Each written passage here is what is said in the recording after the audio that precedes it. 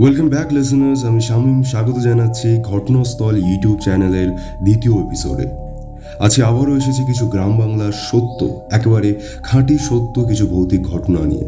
এবং তার মধ্যে একটা ঘটনার সাক্ষী আমি নিজে, আমার সাথে ঘটেনি, কিন্তু এই যে ঘটনাটা সেখানে আমি গিয়েছি এবং সেই ঘটনাস্থলটা আমি দেখেছি এবং সেখানকার কিছু অস্বাভাবিক ঘটনা আমি নিজে লক্ষ্য করেছি। সো দেরি করবো না, শুরু করবো আজকের এপিসোড। সো কানে হেডফোন লাগিয়ে শুনতে থাকো, শুরু হচ্ছে আজকের প্রথম ঘটনা।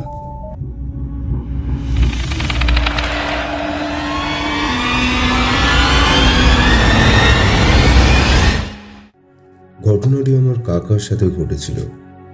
আমার কাকা রাতের বেলায় হাঁটাহাঁটি করতে খুব পছন্দ করতেন। তিনি ছোটবেলা থেকেই খুব সাহসী। প্রত্যেক দিনের মতো সেদিন তিনি এবং তার বন্ধু রফিক আমাদের স্কুলের মাঠে বসে আড্ডা দিচ্ছিল। তখন রাত 12টা। রফিক কাকার ফোনে কল আসায় তিনি তার বাড়িতে চলে যান। আমার কাকা রফিক কাকা চলে যাওয়ার পর সেখানে বসে ফোন ঘাঁটছিলেন।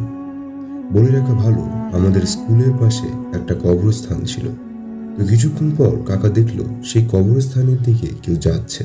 কাকা কিছু না ভেবে আবারও ফোনে মনোযোগ দিল, কিন্তু কিছুক্ষণ পর আরো কয়েকজন লোক লাশ নিয়ে সেই কবরস্থানের দিকে যাচ্ছে। এবার কাকার কিছুটা সন্দেহ হলো। এত রাতে কেউ লাশ নিয়ে কবরস্থানে আসে না, আর এলাকায় কেউ মারা গেলে হুজুর মাইক দিয়ে বলে দিত। এসব ভাবতে ভাবতে ওখান থেকে কেউ একজন কাকার সামনে আসলো। তিনি বললেন, আমাদের সাথে জানাজায় যোগ দাও। কাকার কিছু না ভেবে স্কুলের ওখানে গিয়ে উজু করে সেই কবরস্থানে গেল। কিন্তু ওখানে গিয়ে কাকা খেয়াল করলো সবার মুখ একই রকম। কাকা তখন বেশ ভয় পেল। তারা বলল লাশটার মুখ দেখতে। কাকা সাহস নিয়ে লাশটার মুখ থেকে কাপড় সরিয়ে মুখটা দেখে তার মাথায় আকাশ ভেঙে পড়ে। সে ভয় থরথর করে কাঁপতে থাকে, কারণ লাশটা আর কারণ নয়, কাকার নিজে। কাকার কিছু না ভেবে দৌড়া পড়ে সেখান থেকে দৌড় দিল, আর পেছন থেকে লোকগুলো বলল, অজু করেছিলি বলে বেঁচে গেলি। কাকা দৌড়াতে দৌড়াতে বাড়ির উঠানে এসে একটা চিৎকার দিয়ে অজ্ঞান হয়ে গিয়েছিল। আমরা তার চিৎকার শুনে তাকে বাড়ির ভেতরে নিয়ে আসি।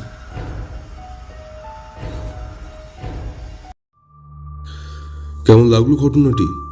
অবশ্যই জানাতে ভুলবেন না কমেন্ট বক্সে। আর যদি ঘটনা ভালো লাগে তবে লাইক করবেন, সাবস্ক্রাইব করবেন এবং শেয়ার করবেন বন্ধুদের সাথে ঘটনাস্থল ইউটিউব চ্যানেলটি। আমরা সরাসরি চলে যাব দ্বিতীয় ঘটনায়, যেটা বলছিলাম যে ঘটনাস্থলে আমি নিজে গিয়েছি।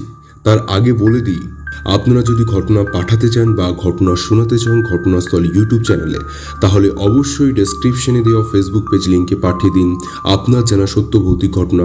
আর যদি মেল করতে চান তাহলে ঘটনাস্থল@gmail.com পাঠিয়ে দিন আপনাদের জানা সত্য ভৌতিক ঘটনা। শুরু করছি দ্বিতীয় ঘটনা। ঘটনাটি আমার এক আত্মীয়ের কাছে শোনা। তিনি আমার কাকু সম্পর্কের হন। তাঁরা বারাসাতের এক গ্রাম্য এলাকায় থাকেন। সেই গ্রামেরই একটা ভৌতিক বাড়ির ঘটনা বোঝার সুবিধার্থে ঘটনাটি কাকুর ভাষায় বলছি। ঘটনা শুরু থেকে বলি। বাড়িটা আমার বাড়ি থেকে 3-4টে বাড়ি আগে, 250 থেকে 300 মিটার হবে।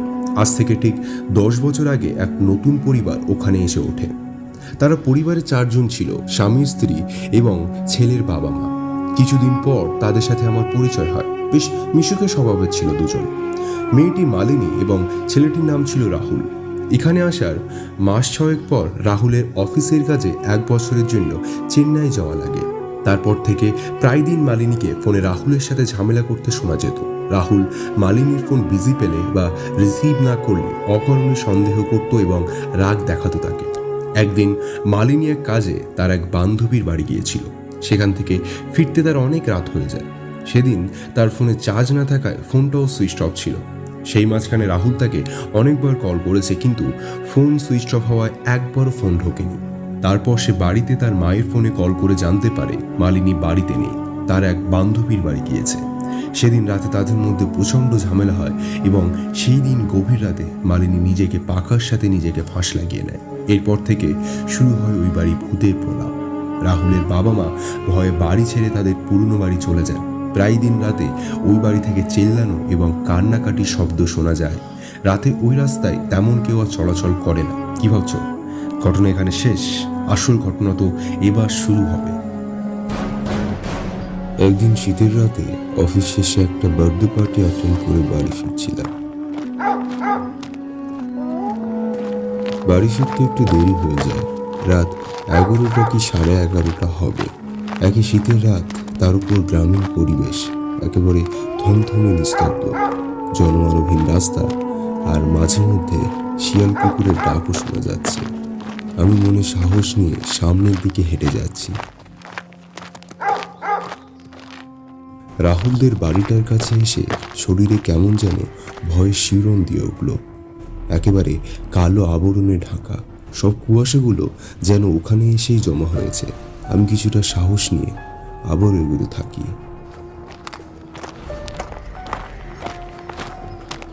বাড়ির সামনে এসে আমি থমকে যাই।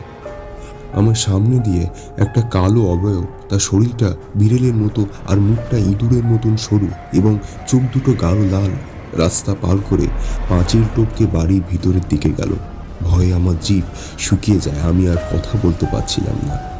ঠিক পরক্ষণে বাড়ির ভিতর দিয়ে মহিলা কণ্ঠে জোরে জোরে চিৎকারের শব্দ শোনা যায়।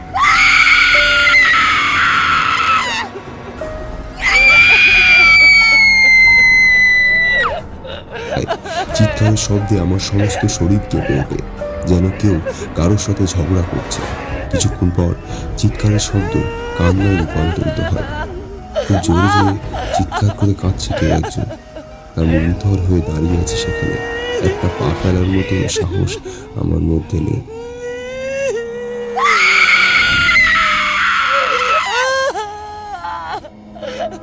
হঠাৎ কিছুক্ষণ পর সব নিস্তব্ধ, আর কোনো আওয়াজ হচ্ছে না। আমি কিছুটা সাহস সঞ্চয় করে যখনই সামনের দিকে আগাবো, তখনই পিছন দিক থেকে একজন বলে উঠল, রাতুলদা, ও রাতুলদা, কোথায় যাচ্ছ? শব্দ শুনে আমি পিছনে ফিরে যা দেখলাম, তা দেখে আমার হার্টবিট বন্ধ হওয়ার চোখ। পিছনে থাকা একটা আম গাছের সঙ্গে মালিনীর দেহটা ঝুলছে। ভয়ে আমি কাঁপতে শুরু করে দিই, কিন্তু তখনও শেষ হয়নি। পরক্ষণেই মালিনীর চোখ দুটো খুলে যায় এবং সে আমার দিকে তাকিয়ে এক বিচ্ছিরি হাসি হাসতে শুরু করে। আমি সেগুলো সহ্য করতে না পেরে জ্ঞান হারাই।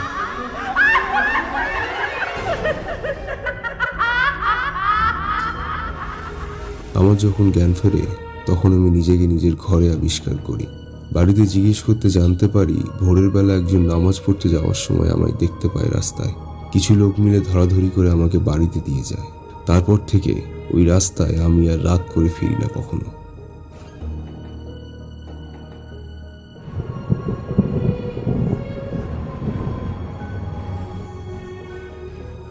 আশা করি আজকের ঘটনাটা ভালো লেগেছে সবার। খুব শীঘ্রই আবার দেখা হবে নতুন একটা ঘটনার সঙ্গে। ততদিন সুস্থ থাকুন, শুনতে থাকুন ঘটনাস্থল। এবং অবশ্যই তোমরা যদি আমাদের সঙ্গে কোনো ঘটনা শেয়ার করতে চাও, মানে ঘটনাস্থল ইউটিউব চ্যানেলে কোনো যদি ঘটনা তোমরা শোনাতে চাও, তাহলে আমাদের ডেসক্রিপশনে দেওয়া ফেসবুক পেজের লিঙ্কে গিয়ে ঘটনা ভয়েসে বা টেক্সট করে পাঠিয়ে দাও। আজকে তোমাদের সাথে ভয়েসে আমি শামীম, সাউন্ড মিক্সিংয়ে জিয়াও।